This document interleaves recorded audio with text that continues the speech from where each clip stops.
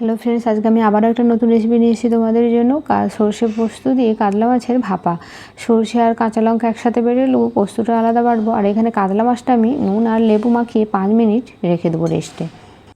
Hello friends, দেখো 5 minute আমার হয়ে গেছে। মাছগুলোকে আমার শক্তও হয়ে গেছে, একটু লেবুটা কেন মাখিয়েছি ওই জন্য।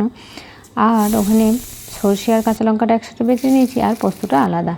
এখানে আমি একটা পেঁয়াজ কেটে রেখেছিলাম, সেটা আমি একটু ভেজে নিলাম হালকা করে। ভেজে আমি টিফিন কৌটো যে ভাপাবো তাতে আমি দিয়ে দিয়েছি। আর দিয়ে দিলাম এবার পোস্ত বাটা, আর দিয়ে দিলাম সর্ষে আর কাঁচা লঙ্কা যে বেটে রেখেছিলাম সেটা। এবার এর মধ্যে আমি দিয়ে দিলাম হলুদ গুঁড়ো আর জিরে গুঁড়ো আর ধনে গুঁড়ো আর একটু স্বাদ মতো নুন। তোমরা চাইলে লঙ্কা গুঁড়োও দিতে পারো। এটা আমি কাঁচা লঙ্কা করছি, কাঁচা লঙ্কাগুলো প্রচুর ঝাল, তাই আমি আর লঙ্কা গুঁড়ো দিলাম না। এবার মাছগুলোর সাথে ভালো করে মশলাটা আমি মিক্স করে নেবো। দেখো ফ্রেন্ডস, মিক্স হয়ে গেছে। এবার আমি একটু হাফ কাপ ফেটানো টক দই রেখেছিলাম, টক দইটাও আমি ওর সাথে মিক্স করে নেবো।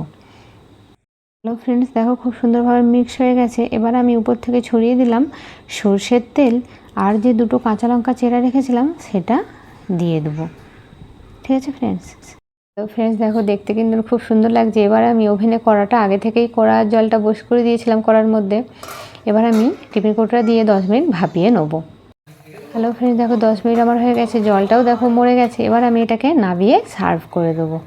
দেখো ফ্রেন্ডস, আমি সার্ভ করে দিয়েছি, খুব সুন্দর কিন্তু হয়েছে। প্লিজ এরকম চটপটে সুস্বাদু রান্না পেতে প্লিজ তোমরা পাশে থেকো, সাথে থেকো। আর বাড়িতে একবার এভাবে প্লিজ বানিয়ে দেখো, আর কমেন্ট করে জানিও কেমন লাগলো। আর প্রচুর প্রচুর প্রচুর পরিমাণে ভালোবাসা দিও। Okay friends.